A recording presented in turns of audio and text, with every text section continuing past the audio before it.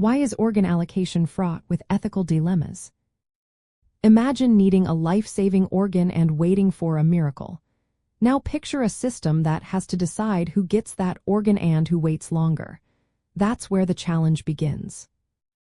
In organ allocation, there are more patients needing organs than organs available. This shortage forces healthcare systems to make tough choices. They have to balance doing the most good with fairness and respecting individual rights. The first principle is utility. It means giving organs to those most likely to survive and benefit from the transplant.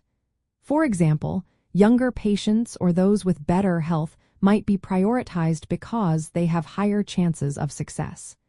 But focusing only on utility can mean leaving behind older or sicker patients who also need help. The second principle is justice. It demands fairness in distributing organs, no matter a person's background or where they live. This means everyone should have an equal shot, regardless of wealth, race, or social status. But in reality, some people have advantages. Wealthy patients can sometimes get on multiple waiting lists or travel to different regions for better chances. This creates disparities that challenge the idea of fairness.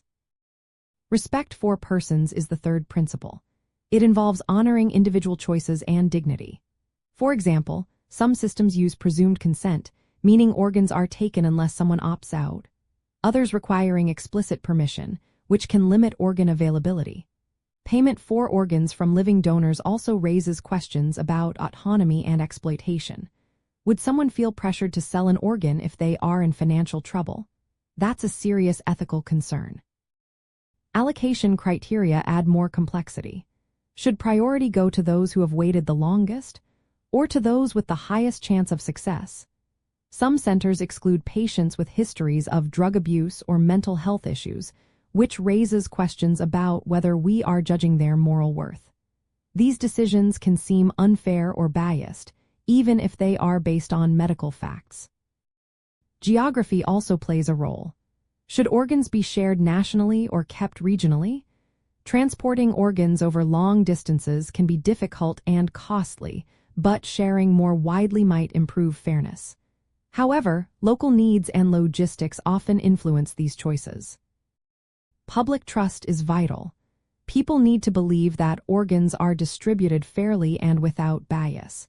If the public perceives favoritism or unfairness, they may be less willing to donate. This can reduce the number of organs available and harm everyone waiting for transplants. Because there is no perfect way to allocate organs, policies must weigh different ethical principles. Sometimes maximizing benefits conflicts with fairness. Sometimes respecting individual choices might limit overall success. These trade-offs are what make organ allocation so ethically complex. Living donation adds even more questions. Protecting donors' rights and ensuring they understand the risks is essential. Offering payment might increase supply, but it could also lead to exploitation and widen inequalities. Deciding whether to allocate organs nationally or locally involves balancing fairness and practicality. While a national system might be more equitable, it can also face logistical hurdles.